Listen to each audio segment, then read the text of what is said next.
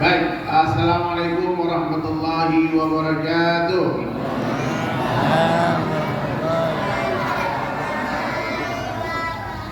Semua tawajuh ya.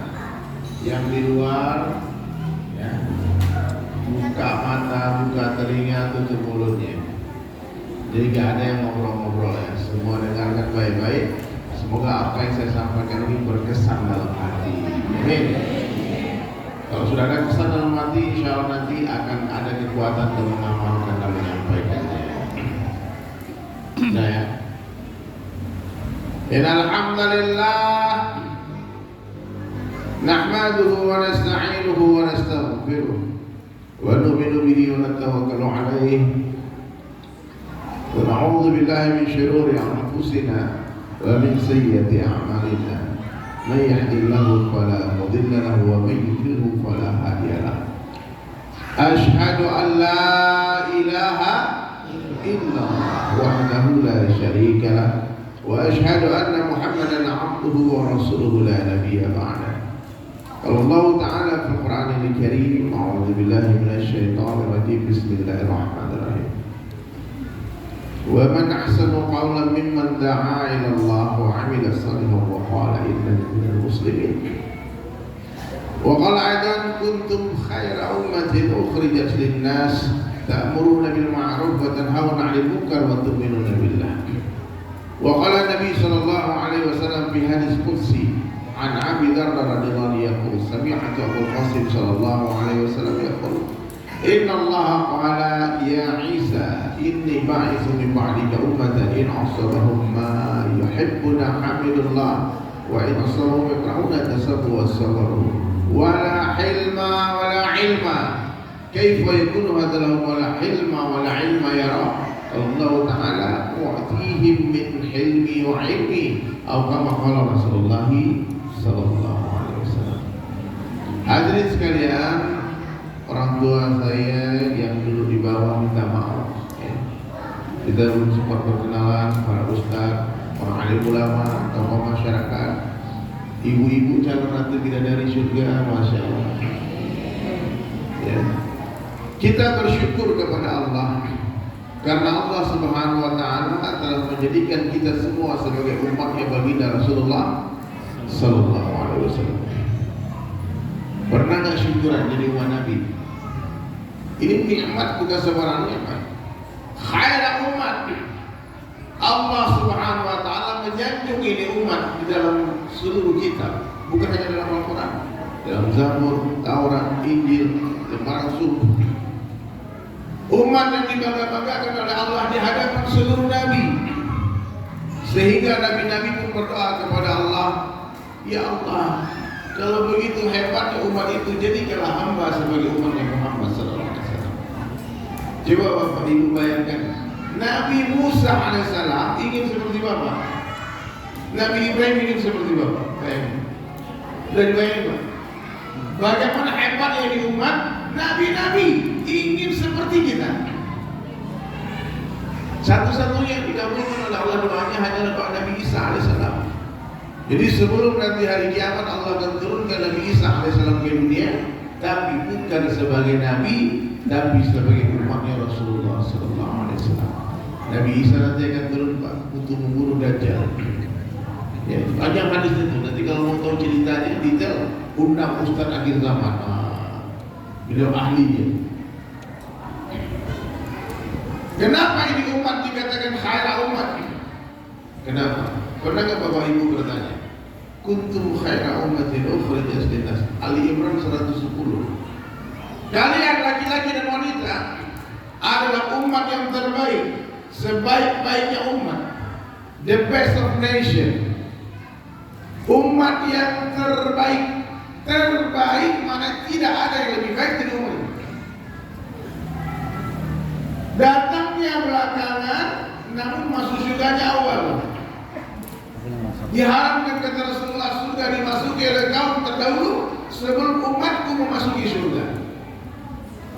Umat yang paling disayang sama Allah. Apa buktinya? Ini umat tak diberikan umur panjang, 60-70 tahun. Allah sayang. Allah tidak ingin melihat kita terlalu lama bersusah payah di dunia. Allah tidak ingin melihat kita terlalu lama menangis di dunia, bermujahadah di dunia. Jadi dunia ini bukan tempat bersenang-senang, Pak. Ya. Gak makan lemas, makan banyak gendut. Nah itu lebih. Betul gak Pak? Kerja capek, gak kerja capek. Habis tidur pun capek dunia ini. Jadi dunia ini bukan tempat bersenang-senang.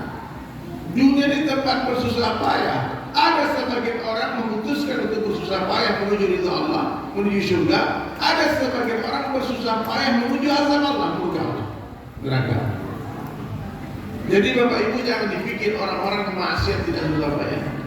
Kita taat ke Allah susah payah. Dari tadi sudah duduk di masjid kan, menunggu salawatan, zikir, baca Quran. Sekarang lagi dengar ceramah, nggak tahu berapa jam dia ceramah. Bapak Ibu masih duduk aja udah. Kan? Nanti malam jam 2 bangun lagi tahajud. Subuh-subuh bapak-bapak orang masih gelap tidur, bapak udah jalan kaki ke masjid. Nah, Allah sayang, lihat Allah tidak mau melihat kita terlalu lama seperti itu, maka diberikan umur yang singkat, cukup 60-70 tahun diuji untuk bahagia selama-lamanya di surga. Nah, jadi hadirin sekalian, kalau jalan yang kita tempuh adalah jalannya Rasulullah SAW, jalan menuju surga, semiskin apapun kita, pastilah kehidupan kita penuh dengan kemuliaan, penuh dengan kebahagiaan. Tapi kalau jalan yang kita tempuh adalah jalan menuju jahannam, menuju neraka, sekaya apapun Pak, mungkin jadi presiden, tidak gubernur, wali kota, bupati, tak mungkin mulia, tak mungkin bahagia. Fir'aun itu sampai mati jadi raja Pak, raja sampai mati, bukan 2 periode, 3 periode Pak. Itu raja, betul-betul raja. Fir'aun la'natullah alaihi. Gelarnya apa? LA, bukan LCMA. Fir'aun LA, la'natullah alaihi. Allah melaknat dia. Habis hartanya. Ketakutan Fir'aun, menangis juga dia. Berkeringat juga, akhirnya dimenangkan ke Laut Merah, di Laut Merah. Tapi seluruh pengorbanan Fir'aun membawa dia ke dalam murka Allah, laknat Allah. Nabi Musa juga bersusah payah. Tapi susah payah Nabi Musa mendapatkan ridha Allah, menjadi raja di surga. Nabi Ibrahim bersusah payah, Namrud bersusah payah. Rasulullah SAW bersusah payah, Abu Jahal, Abu Lahab dan gengnya bersusah payah. Nah, sekarang kita tinggal pilih. Ada 2 jalan di dunia, ada 2 tempat di akhirat. Insyaallah semua ikut jalan Allah ya. Semua Bapak Ibu ingin masuk surga nggak? Ingin. Tahu nggak syarat masuk surga itu apa? Mau. Kullu ummati yadkhulunal jannah. Seluruh umatku akan masuk surga, kata Rasulullah. Illa man aba, kecuali yang tidak mau. Ini hadisnya jelas. Sahabat heran lalu bertanya, "Qila wa ma ya'ba ya Rasulullah?" Siapa orang yang tidak mau masuk surga ya Rasulullah? Maka Nabi jawab, "Qala man ata'ani dakhala al-jannah." Siapa yang mentaatiku akan masuk surga, wa man 'asani faqad aba. Siapa yang menolak aku, mereka orang yang tidak mau masuk surga. Jadi kalau ada manusia ingin masuk surga, pasti masuk surga. Siapa yang cakap? Rasulullah yang bilang. Nanti banyak orang masuk surga bukan karena amal baik yang mereka buat, tapi karena niat baik yang mereka buat. Bapak Ibu tahu nggak Allah Subhanahu wa Ta'ala sayang sama kita? Dan kasih sayangnya Allah kepada hambanya, kata Rasulullah SAW, 70 kali lebih sayang daripada seorang ibu kepada anaknya, daripada ibu-ibu. Mereka rela tak makan biar anaknya makan. Ibu kita nih rela tak tidur biar kita tidurnya. Tidak mungkin ibu-ibu ini menginginkan anaknya celaka, tidak mungkin. Tapi ada anak yang celaka. Tidak mungkin seorang tua menginginkan anaknya gagal, tapi buktinya ada anak yang gagal. Ada anak yang mati overdosis narkoba. Ada anak yang mati tabrakan negara trek-trek balap liar. Padahal bapak ibu sudah berbagi tahu, kamu bawa motor pelan-pelan, anak ini motor mau sekolah. Tapi anak ini tidak mau mendengarkan ibunya. Kalau nyebrang jalan, lihat kiri kanan, dia lari aja, akhirnya dihantam sama mobil. Apakah ibunya salah? Tidak. Memang anaknya tidak mau dengarkan ibunya. Nah, nanti kalau ada orang di akhirat masuk neraka, bukan Allah yang salah, tapi memang dia yang kurang ajar, tidak mau taat sama Allah. Allah sudah mewajibkan kita taat. Maksudnya apa? Allah wajibkan kita masuk surga. Tapi banyak yang tidak mau masuk surga. Banyak. Tidak percaya, coba tengok masuk subuh. Berapa orang yang sholat subuh? Boleh minta air putih angkat ini. Bismillah.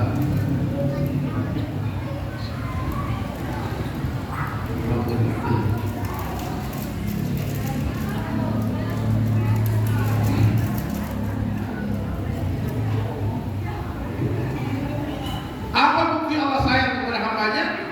Siapa yang berniat, ini hadis Nabi SAW, menjadi hafiz Quran. Dia ada Al-Quran yang mana berarti? Bapak pegang Al-Quran, kemudian tata, belum bisa baca nih, kemudian cium, ya Allah, aku ingin belajar membaca kitab ini, ya Allah, aku ingin menjadi penghafal Quran. Kemudian baru dipeluk itu Quran, tetap mati. Maka orang ini nanti akan dikumpulkan oleh Allah bersama para penghafal Quran. Belum mulai menghafal, baru niat. Bapak ibu niat bangun masjid. Wah, aku nanti kalau ada duit bangun masjid di kampungku. Langsung detik itu dapat pahala bangun masjid. Hebatnya Allah. Yang berniat pergi haji umrah, detik itu juga ketika niat itu dibuat, langsung dapat pahala haji umrah. Jadi begitu Pak Kiai. Yang berniat pergi dakwah ke Amerika, ke Eropa, ke Rusia, Afrika, aku mendatangi rumah seluruh orang, seluruh manusia, seluruh dunia, dapat pahala dakwah seluruh dunia. Seperti niatnya Rasulullah SAW. Beliau niat mengetuk pintu rumah seluruh orang di seluruh dunia, terbuat dari batu, dari kayu, dari bulu. Tapi Nabi tak sampai umur beliau 63 tahun meninggal, tidak sempat ke Indonesia. Tapi niat Nabi, pikir Nabi Allah sampaikan. Sampai hari ini sudah hampir 1500 tahun, lebih 1400 tahun terpisah dari Rasulullah, kita masih bergembira dengan hari lahirnya Rasulullah. Kita masih bangga menjadi umatnya Rasulullah. Kita masih bangga menjadi orang Islam. Itu asbab apa? Asbab niatnya Rasulullah SAW, asbab fikirnya Nabi, doanya Rasulullah SAW. Kalau dia realisasikan niat itu, dilipat gandakan minimal 10 kali lipat. Lebih, Masya Allah, 70 kali lipat, 700 kali lipat, 700.000 kali lipat. Suka-suka Allah aja. Ya. Tapi yang jelas, siapapun yang berniat beramal soleh, langsung dicatat pahala amal soleh. Maka buat lagi yang baik-baik, yang banyak. Innamal a'malu binniyat, amal itu tergantung niat. Dan niatnya orang mukmin pasti lebih baik dari amal. Aku niat kasih makan 1000 orang sehari, dapat langsung pahala bagi makan 1000 orang. Saya seringkali sebut-sebut, saya niat bangun 1000 masjid. Jadi itu proses berjalan nih. 1, 2, 3, 4 masjid. Kemana pergi? Bangun masjid. Ke Palembang, saya lagi bangun masjid juga di Palembang. Itu dengan cara melukis Al-Quran 30 juz. Sekarang sudah selesai 20 juz. Tulisan tangan di atas kanvas. Al-Quran itu ada 604 halaman. Waktu awal pandemi saya pikir gimana cara bangun masjid. Oke. Kalau satu orang donasi 1.000 juta ke masjid, 604 halaman berarti 604 orang. Kumpul dana sampai jadi itu masjid. Tidak mengemis, tidak minta. Nah, yang mau ikut ambil bagian, namamu terabadikan di dalam masjid. Iya. Niat bangun masjid 1000 masjid apa? Mungkin nanti baru jadi berapa masjid mati, tapi pahalanya 1000 masjid. Begitu. Insya Allah Bunda ya, pasang niat yang baik-baik. Ya, nanti aku niat kalau tahajud, pas mau tidur nih, tentu 14 ketiduran. Pas bangun jam 9. dapat pahala sholat tahajud. Terus gimana kalau bangunnya jam 9? Jam berapapun ibu bangun, bapak bangun, kalau memang betul-betul itu tiduran, tak terdengar azan, bablas. Waktu bangunlah langsung sholat. Belum begitu, iya. Kalau ketiduran mau 309 tahun tak wajib sholat. Ashabul Kahfi itu ketiduran berapa lama? 309 tahun gak sholat. Jadi orang tidur gak wajib sholat. Tapi kalau udah dengar azan di jam 4.15 dengar azan, ibu pura-pura tidur, pura-pura tak dengar. Nah itu tak boleh. Ya. Jadi Islam ini sempurna hadirin sekalian. Agama ini agama yang sempurna. Mengajarkan tata cara kehidupan, way of life, itulah disebut dengan sunnah. Sunnah Rasulullah itu adalah jalan hidupnya Nabi Muhammad SAW. Dari ujung rambut sampai ujung kaki, cara hidup Nabi, dari bangun tidur sampai tidur lagi, dan apa yang Nabi pikirkan mesti ada di pikiran kita. Kalau apa yang Nabi pikirkan ada di pikiran kita, maka apa kerja Nabi yang menjadi kerja kita. Hari ini kan pikir kita bahwa pikir Nabi. Nabi itu yang dipikirkan apa? Bagaimana seluruh manusia selamat dari azab Allah masuk surga. Sekarang pikir kita gimana dapat kekuasaan, dapat kursi, dapat ini, dapat itu, jadi orang kaya. Betul kan? Ada pikirkan tetangga kita yang gak sholat gimana masuk ke sini. Pernah bapak datang ke rumahnya dia, 40 rumah kiri kanan depan belakang. Pernah bapak ketok rumahnya, bagi tahu dia soal saya. Kamu sholat, makmur ke masjid. Sudah dibantu Pak. Kadang-kadang kita tengok orang tak sholat, bukannya risau kita kasihan. Dalam hati itu terbesit hati, oh neraka ini aja. Gak mudah masuk neraka itu. Bu, kenapa gak mudah masuk neraka? Karena orang yang berniat maksiat belum dicatat dosa. Nih, jangan nih punya dia. Nanti habis mengaji ini kita ke karaoke dulu nih. Udah niat nih Pak, niat maksiat. Sudah niat maksiat, itu belum dicatat dosa. Ternyata direalisasikan betul-betul dia maksiat. Malaikat atid langsung bergerak mencatat. Tapi dalam kitab Fadilah sering ada di sini pasti kita bapak baca.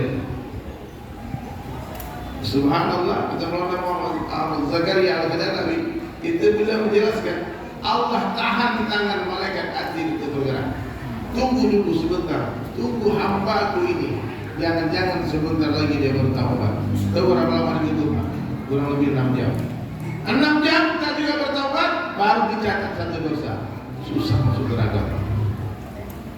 Jadi kalau bapak ibu pengen masuk neraka memang harus sungguh-sungguh. Kalau iseng-iseng kayaknya agak berat Pak. Ya. Jadi masuk neraka ini mudah nggak semudah yang ibu bayangkan. Seorang pelacur, siapa? Hari-hari berzina menjual dirinya hanya gara-gara satu kebaikannya, memberi minum seekor anjing. Allah suka dengan amal itu. Allah bagi hidayah. Itu Allah itu maha baik dengan manusia. Manusia kadang-kadang gara-gara satu kesalahan yang kita buat, dihapus semua kebaikan kita. Itu manusia. Tapi Allah seringkali gara-gara satu kebaikan hambanya, Allah menghapus semua keburukan. Allah maha baik. Maka ibu-ibu kalau nggak kenal Allah rugi ibu. Mau berharap sama makhluk itu pasti kecewa. Berharap sama suami pasti kecewa. Berharap sama istri pasti kecewa. Berharap sama anak pasti kecewa. Berharap sama tetangga pasti kecewa. Berharap sama orang tua pasti kecewa. Berharap sama pemerintah pasti kecewa. Bahkan berharap kepada diri kita sendiri pun kita pasti kecewa. Orang mukmin berharap hanya kepada Allah Ta'ala. Karena memang Allah Maha Baik dan Allah tidak pernah mengecewakan hamba-Nya. Jadi tanda-tanda orang yang berharap sama Allah, dia tidak lagi kecewa. Kalau masih kecewa, oh berarti masih berharap sama Allah. Itu dulu kecewa. Bapak, kita ngomong sama orang nih, masjidnya lagi diperbaiki, datang ke orang kaya. Tahu-tahu dia tak bagi, dia ceramahi kita kan, bapak ini begini-begini dan bagi semua. Nah, jadi orang yang berharap sama makhluk dia kecewa Pak. Apa ini orang kaya pelit? Ngomel dia. Kecewa dia. Tapi orang yang berharap sama Allah dia sangka baik. Mungkin bapak ini memang lagi dikejar banyak utang dia mungkin. Mungkin nggak punya duit, ya kaya nampak itu juga ada bisa nggak baik. Jadi amalan yang tertinggi di dalam Islam itu apa bunda? Sangka baik kepada Allah dan sangka baik kepada hamba Allah. Sangka baik. Ada satu orang nanti di neraka, dijaga satu hadis. Dia di mahsyar telah diputuskan di pengadilan dia akan masuk neraka. Lalu dia berjalan pelan-pelan, dia tengok-tengok ke belakang, dia tengok ke belakang. Lalu malaikat penjaga neraka balik bertanya, kenapa kau tengok-tengok? Saya berharap Allah panggil saya. Saya berharap Allah ampunkan saya. Maka Allah perintah malaikat panggil dia, aku ampunkan dosanya. Ada satu orang lagi diputuskan masuk neraka, sudah banyak dosanya dia. Maka ketika diputuskan dapat jatah di sebelah kiri, dia langsung berlari sekencang-kencangnya mau ke neraka. Istahan sama malaikat, itu kenapa kau berlari? Selama hidupku di dunia tak pernah aku mentaati Allah. Sekarang saatnya aku mentaati Allah. Aku diperintah masuk neraka, maka aku berlari.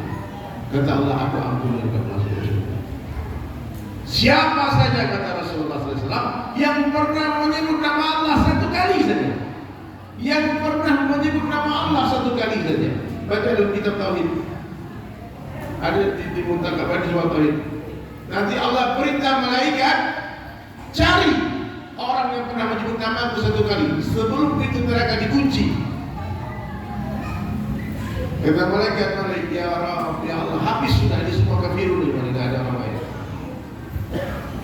Itu ada satu orang pernah dia sebut Yahanan Yamanan, angkat dia, keluarkan dia dari neraka. Jadi siapapun yang pernah mengucapkan syahadatain, dua kalimat syahadat, pasti masuk surga. Ibu. Terus Sayyidina Abu Dzar radhiyallahu bertanya, meskipun dia seorang pelaku maksiat ya Rasulullah, iya. Meskipun dia seorang pendosa, iya. Meskipun dia seorang pembunuh, iya. Meskipun dia seorang pezina, iya. Meskipun dia seorang pencuri di semua segala dosa, iya. 3 kali diulang sama Abu Dzar.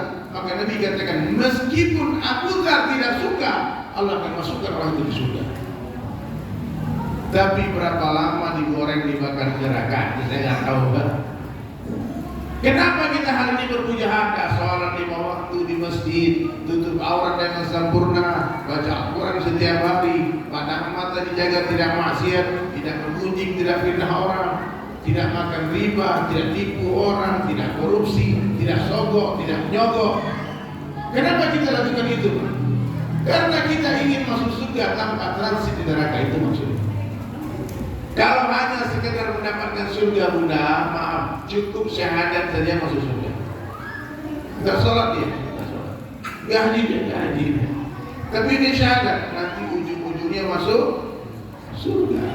Tapi nanti dia akan tersiksa di kubur, di mahsyar, dihabiskan dosa dia semua. Tapi ada orang hati sekalian yang menjaga sholat 5 waktu berjamaah di masjid. 5 janji Allah kepada mereka di 5 alam yang berbeda. Di dunia Allah berkaya rezekinya, di kubur dibebaskan dari siksa kubur, menerima catatan amal dari sebelah kanan, melintasi sirat secepat kilat, dan masuk surga tanpa hisab. Itu janji Allah kepada siapa? Orang yang menjaga sholat 5 waktu di masjid. Buat siapa? Bapak-bapak. Ibu-ibu tak wajib ke masjid, boleh ke masjid. Tapi kalau penuh masjid, ibu-ibu lebih baik gimana? Tapi kalau kita bapak-bapak ini laki-laki, Pak, minta maaf dari ibu-ibu, maaf. Kalau tidak uzur, Pak, memang tidak ada alasan untuk tidak ke masjid. Uzur itu sakit, banjir, kebakaran, ada kerusuhan, tak mampu tidak boleh. Kemarin COVID ya, uzur. Tapi kalau tidak uzur, wajib ke masjid. Abdullah bin Maktum, sahabat Nabi yang buta, datang ke Rasulullah SAW minta izin, ya Rasulullah, aku ini buta, kalau aku ke masjid nyusahin orang, boleh gak aku sholat 5 waktu di rumah? Nabi kasihan, Pak. Abdullah, boleh kamu di rumah? Langsung turun Jibril alaihissalam menegur baginda Rasulullah SAW. Dikatakan, ya Rasulullah, coba tanya kepada Abdullah, apakah dia mendengar azan atau tidak? Dipanggil ta'ala, ya Abdullah, apakah kau mendengar azan? Dia dengar, ya Rasulullah. Wajib bagimu sholat 5 waktu di masjid. Buta, ini tak buta. Tak ada alasan sholat di rumah.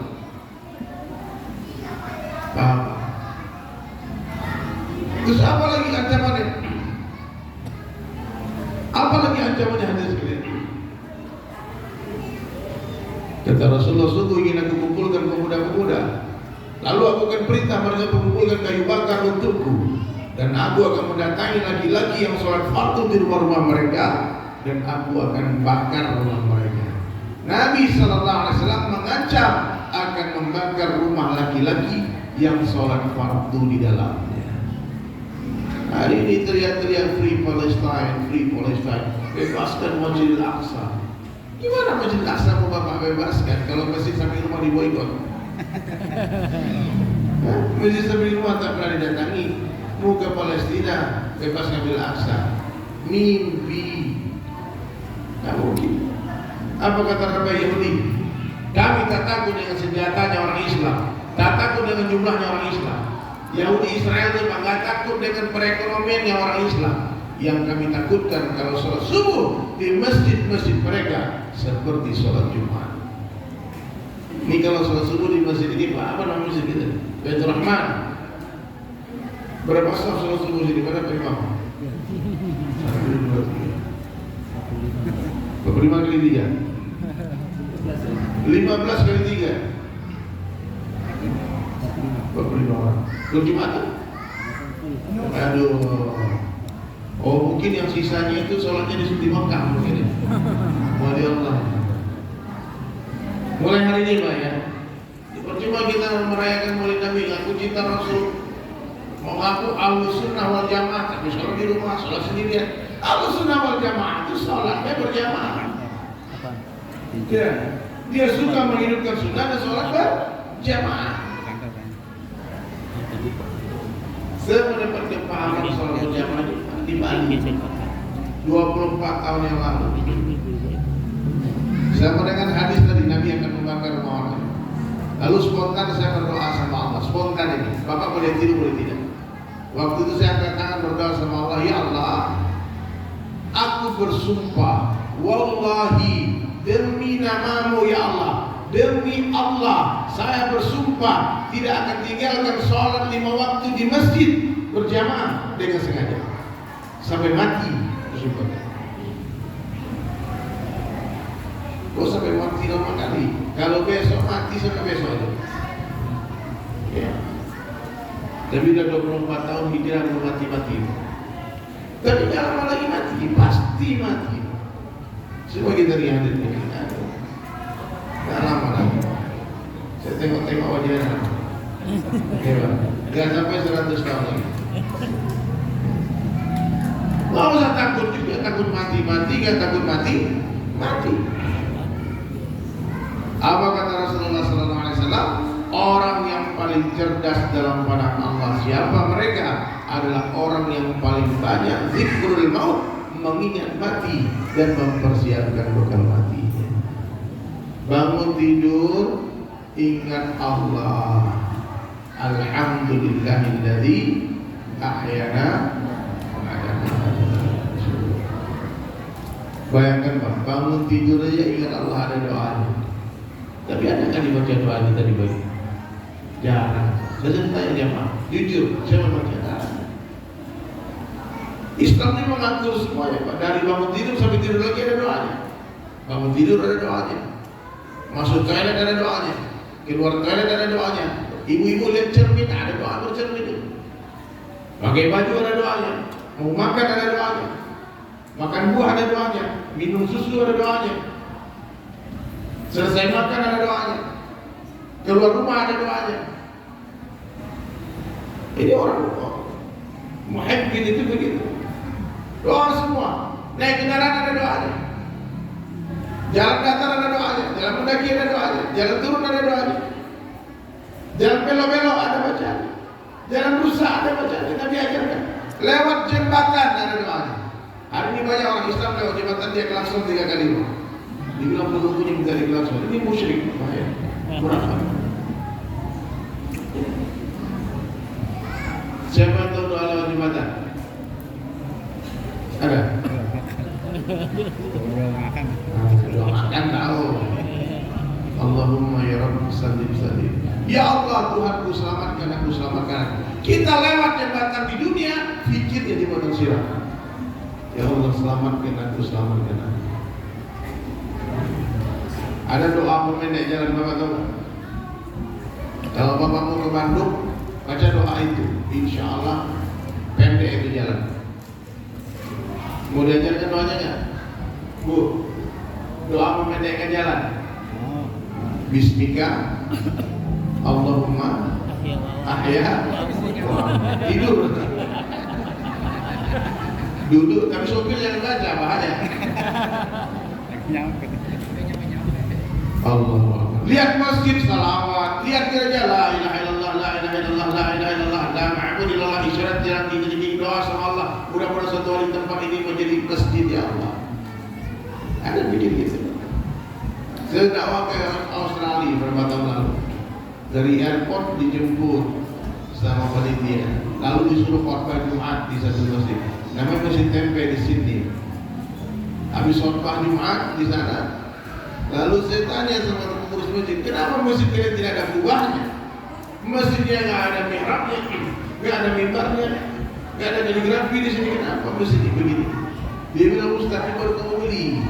Ini bangunan baru kami beli. Sebelumnya gereja, Ustaz. Ya, dia beli orang Minang yang ada di sana. Komunitas orang Minang di sini. Sekarang ada surau di sana dibangun juga. Nah, jadi hadirin sekalian dirahmatkan. Kalau dakwah dia buat, kalau dakwah kita buat, tempat peribadatan orang kafir jadi masjid. Tapi kalau dakwah ditinggalkan, masjid bisa berubah jadi gereja, jadi museum bisa. Paham ya? Maka mulai hari ini kalau benar-benar cinta sama Allah, cinta sama Rasulullah SAW, buatlah dakwah, lanjutkan kerja Nabi. Datangi semua orang, yang suka datangi, yang tak suka datangi. Ya, besarkan Allah, agungkan Allah, ajak umat masuk ke dalam masjid. Karena masjid ini tempat peradaban. Dari masjid kita bangkit. Rasulullah ketika hijrah dari Makkah ke Madinah, Nabi tak buat pasar. Yang Nabi buat pertama masjid. Apa masjid pertama yang dibangun Nabi? Ada yang tahu? Masjid apa yang pertama dibangun Rasulullah? Masjid Kuba. Nah, kalau umroh itu ziarah ke sana, pasti masuk rutin. Ya, semoga semua berangkat umroh, amin. Ibu-ibu mau berangkat umroh gratis nggak sama saya? Umroh gratis. Saya baru pulang umroh di sebulan yang lalu. Tapi saya tanya, kalau mau umroh gratis sama saya boleh kita janjian. Janjian di depan Sam-Sam Tower. Barang nggak? Tiket dibayar Pak, tiket bayar, hotel bayar. Tapi kalau umrohnya Gratis. memang gratis, nggak bayar. Siap ya? Ada niat, ada 1000 jalan. Jangan sampai kita mati, kita menginjakkan kaki di tanah suci. Allah Akbar. Ngaku cinta sama Rasulullah SAW, tapi tak pernah ziarah ke makam Rasulullah. Ngaku cinta sama Rasulullah, tidak ada niat berangkat haji umrah. Makkah Al-Mukarramah adalah kotanya Rasulullah, tempat lahirnya Nabi Muhammad SAW.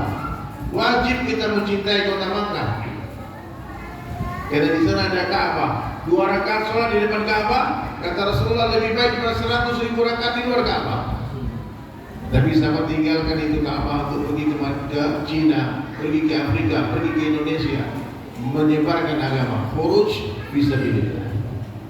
Hari ini orang Islam tidak tahu apa itu khuruj fisabilillah. Kalau kita ngomong, Bapak tahu nggak khuruj fisabilillah itu apa? Keluar di jalan Allah, Bapak bawa duit Bapak, bawa diri Bapak, pergi dakwah sebarkan agama. Apa itu? Nggak ada dari kecil gua amalan seperti itu. Ini amalan sunnah Rasulullah yang paling besar yang ditinggalkan umat Nabi. Berdakwah dengan cara apa? Keluar dari kampung kita sendiri. Dakwah Nabi itu 2 cara saja. Yang pertama dakwah di dalam kampung sendiri, yang kedua dakwah keluar kampung. Ini tak boleh sebetulnya dipilih salah satunya. Setiap individu umat Islam mesti membagi waktu untuk pergi dakwah keluar kampung. Tapi hari ini orang tak merasa berdosa kalau tinggalkan itu Pak. Karena memang tadi disampaikan Bapak tak salah. Ini kiai-kiai ustaz-ustaz tak sampaikan ini Pak. Karena orang meninggalkan pesantren, orang meninggalkan toko, meninggalkan anak istri yang cantik, kalau ditinggalkan kabur gimana? Ya Pak, takut kehilangan bidadari dunia, nggak takut kehilangan bidadari surga. Jadi sahabat tinggalkan di kota Makkah untuk berkhurud bisa berilah. Kata Imam Malik rahmatullah alaih, dari 128 ribu orang sahabat Rasulullah yang meninggal di Jazirah Arab ada 10.000 orang. 114 ribu orang kuburan mereka bertebaran di seluruh dunia. Muaz bin Jabal radhiyallahu anhu meninggal di Yaman. Amr bin As meninggal di Mesir. Sayyidina Bilal bin Rabah meninggal di Damaskus.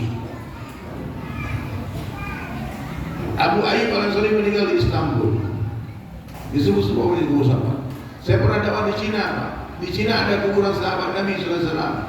Namanya Abu Waqqas radhiyallahu anhu. Bukan Sa'ad bin Abi Waqqas. Banyak di ustaz-ustaz salah juga. Sa'ad bin Abi Waqqas bukan Sa'ad bin meninggal bukan di Cina.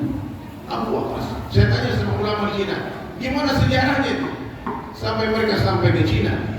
Dia bilang Rasulullah sendiri yang mengutus satu jamaah berangkat dari Madinah berjalan kaki ke Cina 6 tahun perjalanan. Coba, Bapak Ibu mau ke Cina hari ini, kumpulkan paspor. Besok pagi kita sarapan di Soekarno-Hatta, makan siang di Cina. Kalau mudah kan ada pesawat, ada kereta api. Kereta api itu cepat sekarang. Ke Bandung nggak sampai sejam. Untuk apa? Untuk memudahkan dakwah sebetulnya. Sementara umat Islam belum bergerak berdakwah, digunakan oleh orang-orang dunia untuk perkara dunia. Nanti Pak, semua orang sibuk silaturahmi, berdakwah, ziarah. Tidak ada kesempatan di kendaraan untuk orang-orang dunia. Penuh booking pesawat. Dari mana pesawat? Oh, jamaah dari Cibubur berangkat ke Papua. Iya Pak. Bapak nanti coba Pak, kalau Bapak pergi dakwah keluar ke pedalaman-pedalaman, ke Afrika. Ini teman saya mau asli pakai topi merah ini baru pulang di Afrika kemarin. Afrika. Kita akan punya pengalaman menjadi asbab hidayah ribu-ribu orang. Ya, saya pernah dakwah di Papua Pak. Banyak orang masuk Islam. Ustaz Fadlan Ngeramatan saya cerita, beliau sendiri, Pak, ini bukan sahabat, saya nggak cerita sama lagi orang masih hidup. Bapak boleh undang mereka aja, boleh. Ustaz Fadlan Ngeramatan itu orang Papua, sudah tinggal di Bekasi. Beliau satu waktu mengislamkan 3.000 orang lebih, 3.000 orang satu waktu, satu tanah lapang. 12 kepala suku masuk Islam. Di mana itu Pak? Saya pernah dakwah di Sulawesi Tengah, di Luwu namanya. Itu 160 orang datang menyerahkan diri masuk Islam. Bukan kita yang hebat, Allah yang hebat. Tapi karena kita bergerak, Allah mudahkan. Ya Pak. Apalagi bapak-bapak maaf yang sudah pensiun, ngapain di rumah Pak? Menanam bunga, nonton sinetron, Indosiar, ngapain? Mendingan habiskan waktu dari masjid ke masjid, temui para ulama. Saya ada teman di Malaysia, udah tua, kalau bulan mungkin.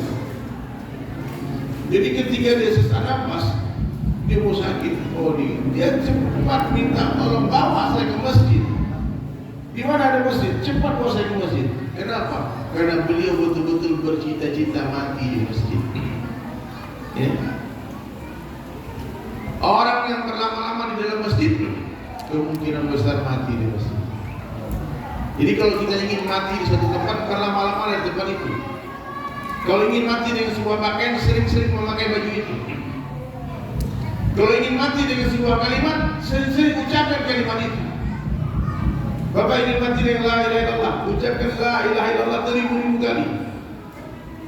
Duduk pada ngomong la ilaha illallah, la ilaha illallah. Cari guru-guru mursyid, belajar tarekat, belajar zikir. Kalau profesional Pak gak pakai tasbih deh.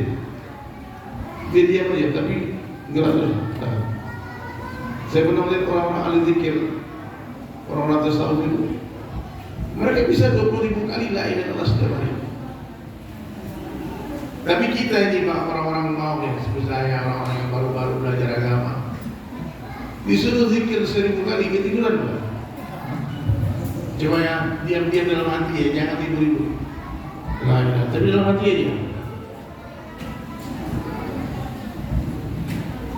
Gak lama Pak, gak sampai 100 ketiduran. Makanya kalau kita belajar tarekat diajarkan sama mursyid-mursyid itu berzikir dengan gerakan la ilaha illallah, la ilaha illallah, la ilaha illallah. Oh ya ampun, sampai beribu-ribu kali. Semangat ya. Itu salah satu cara tarbiyah. Tapi hari ini Pak, ada sekolah anak-anak muda, dia bilang itu bidah. Dulu di kampung-kampung Pak, di kampung-kampung dulu, di kampung saya di Sumatera Barat, itu kalau maghrib mendengar orang bergemuruh itu, la ilaha illallah, la ilaha banyak. Sekarang hening. Nah, hidupkan itu. Ritual-ritual agama yang bagus-bagus. Imam kalau baca doa gak dikeraskan, Pak, anak-anak kita gak pandai berdoa. Itu untuk tarbiyah, untuk mengajarkan. Rasulullah SAW sebaik-baik guru.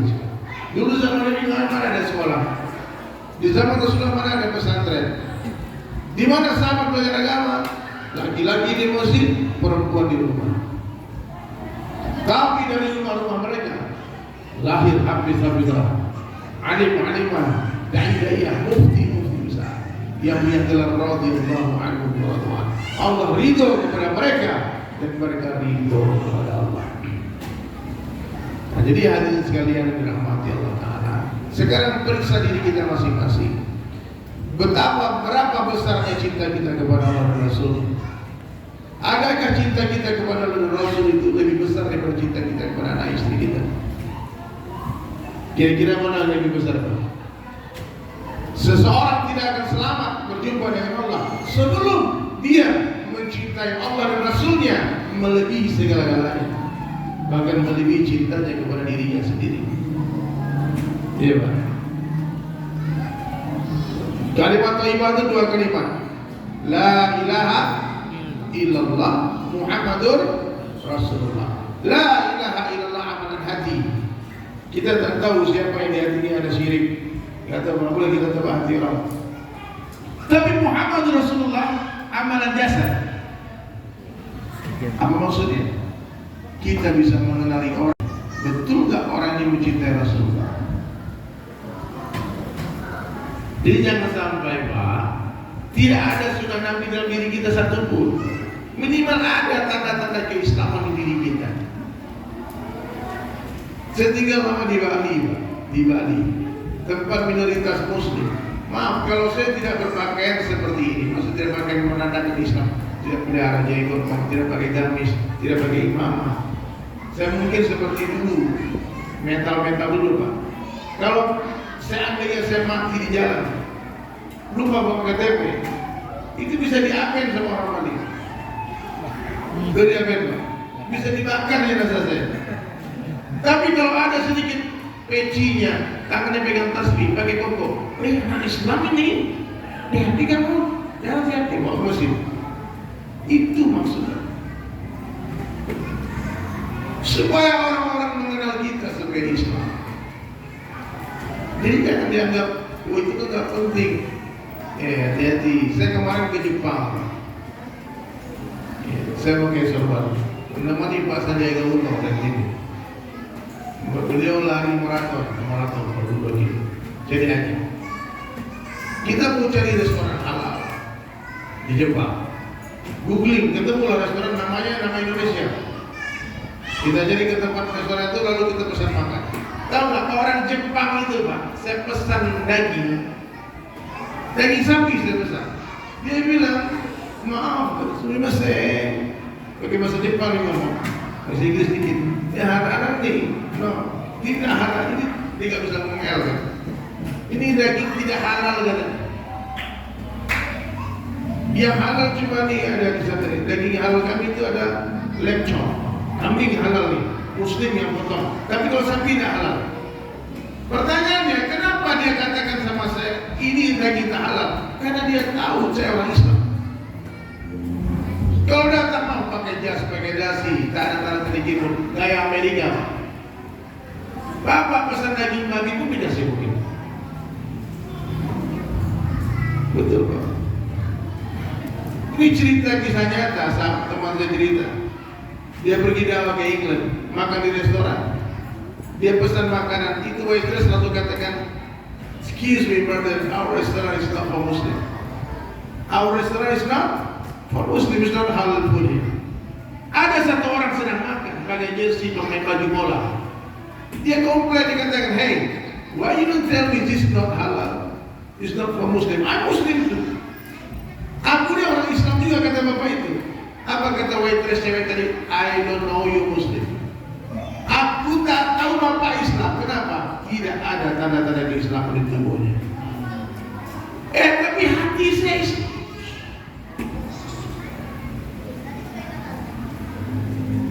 Preman Pak, gangster, dia pergi ke pasar pakai daster istrinya. Pasti anak-anak teriak gini, bencong.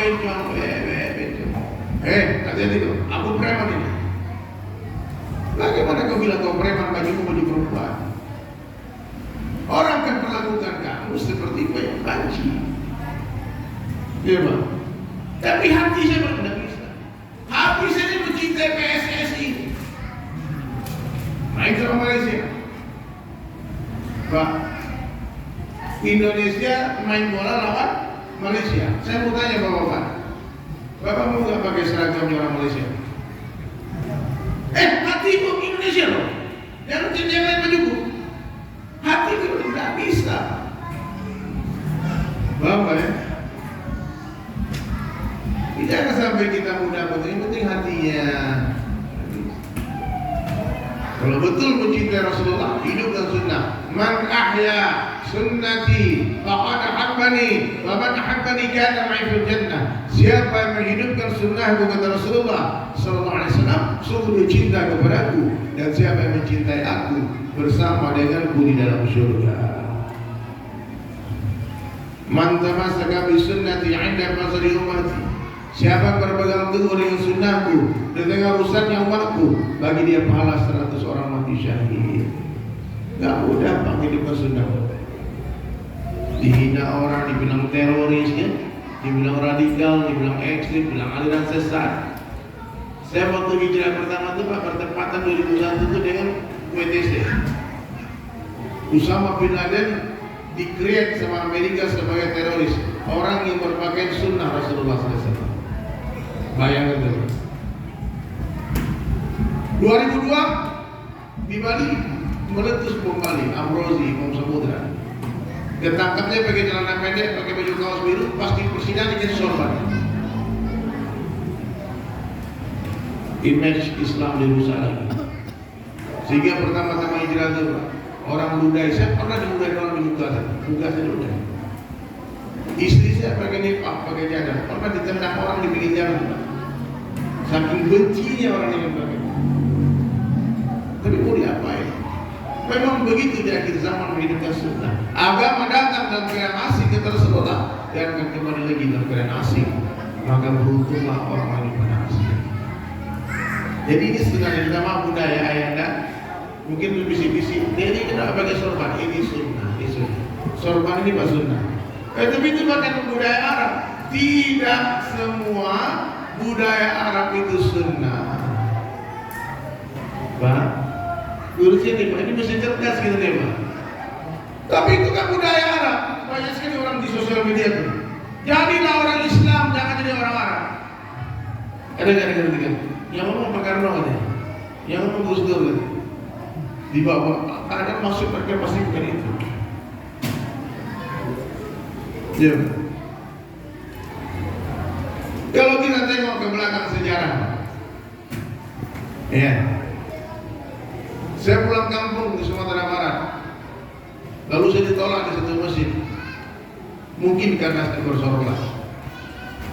Di kampung saya sendiri, Pak, di Solo waktu itu, Pak Marsya itu wali kota Solo, adiknya Mama saya. Jadi beliau dapat jadwal ceramah di satu masjid. Kebetulan saya pulang kampung, dia bilang, Der, bisa bantuin Om nggak bisa pergi ceramah, pergi ke masjid itu, di Badali. Saya datanglah ke masjid itu. Habis sholat Isya, bulan Ramadan, langsung tarawih. Imamnya langsung bilang, langsung sholat tarawih. Saya coba imamnya, Pak, ini penceramahnya ada. Saya diutus sama Pak Wali. Dia bilang apa? Maaf Ustaz, takmir masjid, bendahara masjid nggak ada. Saya bilang saya datang dari Bali bukan cari duit di sini. Saya bawa duit. Kalau boleh dikasih kesempatan berceramah sebentar sebelum tarawih, saya bagi semua jamaah 100.000 satu orang. Mau dengarkan sebentar. Jadi nggak perlu bendahara masjid, tidak perlu ketua masjid. Akhirnya jamaah ribut. Apa itu ribu-ribu? Bagilah Bu ya, itu ceramah. Akhirnya saya terpaksa orang yang menolak itu terpaksa mau nyuruh saya ceramah. Kalau di Sumatera Barat tuh tempat ceramahnya sebelah itu dekat ibu-ibu Pak, sebelah ibu-ibu sebelah sini. Jadi mejanya di sana. Ibu-ibu tanya kenapa Bu ya? Saya bilang saya tidak diizinkan berceramah. Saya tahu kenapa. Karena saya bersorban. Mungkin Bapak itu tadi pengurus masjid khawatir jangan-jangan aliran sesat. Waktu itu ada uang 5.000. Saya keluarkan Pak. Bu, Iko orang mana? Terus ini orang mana ini? Tuanku Imam Bonjol. Orang Minang lebih besar Pak sorbannya dari saya. Jadi kalau ada orang Minang mengatakan orang Minang ini bukan budaya Minang, ada yang salah. Karena Tuan Imam Bonjol itu dato di sana. Ya. Jadi imamah ini tajul mu'minin, sunnahnya Rasulullah SAW, sunnah mustabirahnya Nabi. Pernah diminta oleh Ibunda Khadijah untuk jadikan kain kafannya. Sebelum Umar Ibn Khadijah meninggal dunia, beliau datang ke Rasulullah minta, ya Rasulullah, kalau aku meninggal dunia lebih dulu, tolong kafankan aku dengan sorbanmu. Jadi dulu guru-guru kita pernah baik, para ulama kiai-kiai dulu sorbannya besar-besar, itu kain kafan yang mereka balurkan di kepala. Dia, saya bilang seandainya baginda Rasulullah SAW hidupkan hari ini, Nabi dihidupkan hari ini, lalu datang ke masjid ini, maka saya yakin Bapak Ibu akan usir beliau, karena dia bersorban, berjenggot panjang, pakai gamis, pakai tongkat. Coba, kira-kira apa kalau jumpa Nabi Pak? Oh Pak, maaf Pak, kami ini Muhammadiyah Pak, anak ada kami sorban-sorban. Berdiri Muhammadiyah, Kiai Haji Ahmad Dahlan bersorban, bukan di Google itu. Maaf Pak, kami Banser Pak, NU kami ini Pak. Berdiri NU bersorban, siapa? Kiai Haji Hasyim Asy'ari bersorban. Terus gimana kalau nggak bersorban? Tidak berdosa, tidak masalah. Tapi kalau dengan imamah 2 rakaat dengan imamah kata Nabi lebih baik daripada 70 rakaat tanpa imam. Dan saya punya sanadnya nih Pak, memakai sorban ini. Saya langsung dapat dari Syahid Ahmad bin Muhammad Alawi Al-Maliki di Makkah. Saya berdua dengan tuan guru kita Ustaz Abdul Samad, beliau pasang sorban. Diajarkan cara memasang. Ini sunnah, ya. Jadi kalau saya diperdebatkan lagi kalau orang pakai sorban, saya ikut visi-visi, teroris, jangan. Pakai cilak mata sunnah, memotong kumis sunnah, pakai siwak sunnah, memanjangkan jenggot sunnah, memotong kuku sunnah, mencabut bulu ketiak sunnah. Banyak lagi sunnah lagi. Pakai wangi-wangian sunnah. 18.000 jadi sunnah Nabi SAW. Amalkan semampunya, bukan semaunya. Makan, minum tangan kanan itu sunnah. Saya sudah survei Pak, tidak banyak orang Islam yang bisa minum tangan kanan. Jadi habit puluhan tahun minum tangan kiri cara yang betul. Bapak tak percaya coba ya tengok. Nah, maka mulai hari ini mari kita berhijrah. Gak usah ngomong tinggi-tinggi dulu. Makan tangan kanan, minum tangan kanan. Masuk masjid kaki kanan, keluar masjid kaki kiri. Masuk toilet kaki kiri, keluar kanan. Itu sunnah Rasulullah. Orang Islam tak boleh jorok, tak boleh bau. Orang yang tak bersih istinjanya kata Rasulullah diancam siksa kubur. Maka laki-laki saya mau tanya Bapak ini, sunnah Nabi itu buang air kecil, berdiri apa jongkok? Jongkok. Supaya cipratan najis tak terkena di kain kita. Itu maksud. Itu kalau diteliti dengan kesehatan, itu juga menjauhkan dari prostat dan sebagainya. Di balik sunnah ada kesehatan. di balik sunnah ada kejayaan, di balik sunnah ada kemuliaan. Insyaallah Pak ya. Jangan diremehkan, itu kan sunnah. Dulu sahabat menghidupkan sunnah karena itu sunnah. Hari ini umat akhir zaman meninggalkan sunnah karena itu sunnah. Tidak boleh kalau nggak mampu amalkan, bilang aja aku belum mampu, minta doanya Ustaz, saya belum mampu. Ya, ada mungkin di sini Pak Menteri, mungkin polisi, tentara, pengen panjangkan jenggot, dimarah sama komandan, sama atasan. Gimana solusinya? Terpaksa cukur jenggot, tapi cukurlah dengan air matamu, dengan kesedihan. Ya Rasulullah, minta maaf, sunnah yang satu ini insya Allah pas pensiun saya amalkan. Boleh, bukan dengan kesombongan. Oh, aku paling ganteng di kampung ini. Insyaallah ya. Nah, jadi hadirin sekalian dalam masalah Allah, perintah mengikuti Rasulullah itu adalah perintah Allah dalam Al-Quran. Qul in kuntum tuhibbunallaha fattabi'uni yuhibbukumullah. Hai Muhammad, kabarkan kepada seluruh umatmu, kalau kalian benar-benar mencintai aku, fattabi'uni, ikuti aku. Yuhibbukumullah, maka aku akan jadikan kamu kekasih Habibku. Maka mulai hari ini Bapak Ibu sekalian ya, dengan semangat Maulid Nabi sallallahu alaihi wasallam, kita kembali kepada sunnah. Hidupkan sunnah Rasulullah sallallahu alaihi wasallam. Ya, banyak sunnah Nabi. Amalkan semampunya, bukan semaunya. Dari mana dimulai diperbaiki? Sholatnya perbaiki. Orang yang memperbaiki sholatnya, tanpa sadar Allah akan perbaiki kehidupannya. Ya Pak. Laki-laki berjamaah 5 waktu di tempat azan dikumandangkan. Ibu-ibu urgensinya di awal waktu karena mereka punya tamu bulanan yang datang tiba-tiba. Ditunda-tunda sholat, datang tamu, tercatat dosa, meninggalkan sholat dengan sengaja. Kemudian cintai para ulama, hadirin sekalian, datang ke majelis-majelis ta'lim. Bapak Ibu jangan ikut-ikutan mencela. Hari ini di sosial media banyak orang mencaci maki. Tinggalkan perdebatan meskipun kita benar, itu perintah Nabi. Pak, kalau perdebatan itu sudah terjadi caci maki, saling menghina, merendahkan, meninggalkan perdebatan itu bukanlah sebuah tindakan yang lari dari kebenaran, tapi itu perintah Allah. Bapak kalau berdebat dengan orang-orang jahil Pak, bukan iman yang naik, darah kita naik. Betul kan? Orang bodoh itu Pak, maaf kata Imam Syafi'i dalam kitab beliau, dipungkari mahkota beliau. Ketika aku berdebat dengan orang alim, aku tidak pernah kalah. Dan ketika aku berdebat dengan orang-orang jahil, orang bodoh, aku tak pernah menang. Jadi orang bodoh itu Pak, dia menang terus. Maka orang hati kata Buya Hamka, semakin luas ilmu seseorang, semakin sedikit dia menyalahkan orang. Orang kalau tinggi ilmunya, mudah dia terima perbedaan. Tapi kalau orang belajar ke satu guru nggak susah Pak. Pokoknya dia tahu yang betul ya. Yang sahih itu saya nih katanya. Kalau bapak tuh berlebih-lebihan, kalau kamu kurang nih, yang pas aneh nih bahaya. Kalau sudah punya pikiran kayak gitu Pak, bersiap-siaplah celaka dunia akhirat. Tawadhu'kan hati, letakkan diri di bawah rumput. Allah beri 2 mata, satu mata selalu melihat kebaikan orang lain, satu mata melihat keburukan diri sendiri. Paham Pak?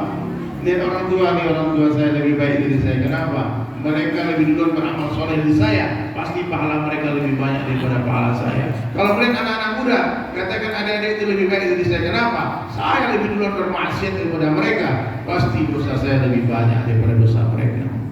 Maka ucapkan kalimat ini setiap hari, tolong diikuti ya. Sebaik-baik saya. Mana suaranya jemaah? Sebaik-baik saya. Lebih baik orang lain. Seburuk-buruk orang lain. Lebih buruk saya. Nah itu kalimat.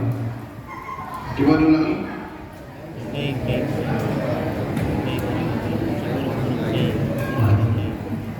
Yang balik-balik kemarin ibu-ibu di masjid itu. Seburuk-buruk saya, lebih buruk orang lain. Nah, itu pelajarannya. Tawadhu'kan hati. Letakkan diri di bawah rumput, jangan sombong. Orang sombong diharamkan mencium bau surga. Ya Pak ya. Kemudian hadirin sekalian, testimoni ya. Luruskan niat. sebelum beramal, sedang beramal, setelah beramal, banyak-banyaklah istighfar. Orang-orang ikhlas itu hadirin sekalian hebat. Sebesar apapun kebaikan dia kepada orang, dia lupakan. Tapi sekecil apapun kebaikan orang kepada kita, ingat terus. Bapak itu pernah bantu saya, bapak itu pernah kasih saya minum, bapak ibu itu pernah kasih saya ini, pernah bantu. Ingat, sekecil apapun kebaikan orang kepada kita, diingat. Sebesar apapun kebaikan orang kepada kita kepada orang, lupakan. Itu ikhlas. Dan boleh dalam Islam itu mungkin pemberian. Bapak pernah dengar nggak orang ngomong, kalau bukan karena saya nggak jadi orang dia. Pertama datang dari kampung ke Jakarta, makan peraknya di rumah saya. Sayang sekolah dia. Nah, ini Pak orang yang tak paham agama. Orang yang mungkin pemberian, menghitung-hitung jadi payah di antara orang lain, itu orang yang tidak beradab. Itu akan membakar kebaikan kita. Oh, soal mobil sekarang bukan saya tuh.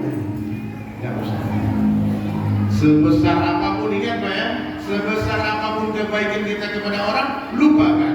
Sekecil apapun kebaikan orang kepada kita, ingat. Kenapa udah mulai pimpin? Mudah-mudahan. Gak usah diputar-putar. Mudah-mudahan. Itu ikhlas. Orang ikhlas dipuji tak senang hati, dipuji tak sakit hati, dipuji tak terbang, dicaci tak terbang. Maka luruskan dia. Banyak-banyak istighfar setelah beramal. Habis beramal astagfirullah. Dan yang terakhir, orang baik dalam pandangan Allah Ta'ala itu apa ciri-cirinya? Dia banyak mengingat akhirat. Dia banyak mengingat kematian. Malaikat maut 70 kali setiap hari menatap wajah kita. Berapa kali? 70 kali. Dan orang yang paling cerdas dalam pandangan Allah siapa, kata Rasulullah SAW, adalah orang yang paling banyak mengingat kematian dan mempersiapkan bekal matinya. Sekali-sekali Bapak Ibu Bunda berziarahlah ke rumah kamu dan tengok itu kuburan tak sama panjangnya. Maknanya kita bisa mati tiba-tiba. Lahir memang lebih duluan ibu dari anak, tapi urusan kematian kadang-kadang lebih duluan cucu daripada kakek. Jangan tertipu dengan usia muda, jangan tertipu dengan badan yang sehat, karena malaikat maut tak mencari orang tua, tak mencari orang sakit, tapi dia mencari siapa yang telah habis rezekinya dia makan. Ya. Jadi kalau udah waktunya berangkat, tak usah takut. Ada Rasulullah di sana, ada para sahabat di sana, ada ayah kita, mak kita ada di alam sana. Bapak Ibu nggak usah takut, nggak usah takut mati. Takut mati, tak takut mati juga. Buat saja persiapan. Sampai nanti suatu hari, ketika kita sudah buat persiapan, kita rindu cepat-cepat pulang. Bang. Orang kalau sudah buat persiapan, Pak, dia senang pergi mudik pulang kampung, betul nggak? Pulang kampung yang sebetul itu ya kamu akhirat itu. Tapi kalau tidak ada persiapan, takut memang pulang kampung. Coba orang pulang kampung bergembira, dia senang hati di perjalanan. Kenapa? Oleh-oleh telah dibeli, 1 ton mobil telah dipersiapkan. Mudik, dan mudik yang sesungguhnya kembali kepada Allah Subhanahu Wa Taala. Nenek moyang kita Adam dan Hawa berasal dari surga, maka kita mesti pulang kampungnya kemana? Ke surga. Insyaallah Pak ya. Allah pastikan kedatangannya ke mati itu. Pasti. Gak ada insya Allah mati itu. Bapak insya Allah niat mati ya. Niat mati, tak niat mati. Waktunya Allah rahasiakan, cara dan tempatnya Allah rahasiakan, tapi kedatangannya Allah pastikan. Keluar bagi tahu sedikit. Bagaimana hidupmu begitu matimu. Orang baik insya Allah matinya baik. Orang-orang husnuzon insya Allah matinya husnul khatimah. Jadi orang kalau sangat baik hatinya baik. Sangat baik hati jadi baik. Kalau hati baik, hidup baik, mati baik. Tapi kalau orang suuzon, maaf, kemungkinan besar mati soal mati. Nah makanya saya buatlah karya syair itu hadirin sekalian. Dunia sementara, akhirat selama-lamanya. Wahai manusia, Jangan engkau tertipu daya oleh dunia yang fana sebagai tempat ujian bagi kita. Dunia sementara, akhirat selama-lamanya. Orang kaya mati, orang miskin mati, raja-raja. Mana suaranya nih? Saya udah mulai ngantuk nih Pak. Semua teriak mati yang keras ya. Semoga yang teriak mati panjang umur. Yang nggak ikut teriak mati, panjang umur belakang sini. Ya, semua ya. Orang kaya, orang miskin, raja-raja, rakyat biasa, yang di atas, pokoknya di atas ya, yang di luar, yang bersandar, begitu bersandar rupanya, yang ceramah, semua pergi. Dunia yang dicari tak ada yang berarti. Dunia yang dicari takkan dibawa. Presiden, gubernur, wali kota, pak bupati. Ada presiden. Allahu Akbar. Baik Bapak Ibu sekalian ya. Kalau Bapak Ibu ingin mendengarkan karya-karya saya, boleh lari ke YouTube channel saya dari Sulaiman Sahabat. Tapi jangan lupa di like, comment, subscribe ya. Insyaallah ya. Dan insyaallah hadirin sekalian, malam ini saya akan bersiap-siap juga mau berangkat ke dakwah ke Kalimantan. Nanti sebelum subuh kita sudah berangkat. Maka saya minta maaf tidak bisa lama-lama. Tadi saya mau lihat mau sampai jam 12 ceramah. Tapi mataku sudah mulai bergerak-gerak, ngantuk. Perlu kita rehat, Bapak Ibu pun mulai rehat supaya apa? Supaya nanti bisa mulai, bisa sholat malam. Ibu-ibu curhat di tempat yang tersejadah, insyaallah ya. Kalau curhat jangan di Facebook, jangan di Instagram. Sebagian orang takut ini, sebagian mentertawakan. Tapi kalau curhat di hadapan Allah, dia tersejadah 2 rakaat jam 2 malam dan 2 tetes air mata. Bersujudlah kepada Allah itu luar biasa, karena ketika kita berbisik ke bumi pasti terdengar di langit. Jadi Bapak Ibu sekalian, waktunya sekarang kita kembali kepada Allah Subhanahu wa taala. Semua orang pasti akan kembali kepada Allah setelah kematiannya. Hanya orang-orang cerdas yang kembali kepada Allah sebelum kematiannya. Buatlah persiapan. Mudah-mudahan kita semua selamat bahagia dunia akhirat. Amin. Hidup dalam keadaan mulia dalam Islam, mati dalam keadaan Islam, mati dengan husnul khatimah, dengan la ilaha illallah. Baik, saya tutup dengan sebuah pantun. Sekurus-kurusnya ikan pasti ada dagingnya, segemuk-gemuknya ikan pasti ada tulangnya. Ambil dagingnya, buang tulangnya. Ambil yang baik, buang yang buruk. Ambil yang jernih, buang yang buruk. Tante Desi naik sepeda. Mana cakepnya? Terima kasih, dadah. Assalamualaikum warahmatullahi wabarakatuh. Allahumma wa bihamdika asyhadu an la ilaha illa anta astaghfiruka wa atubu ilaik. Wassalamualaikum warahmatullahi wabarakatuh.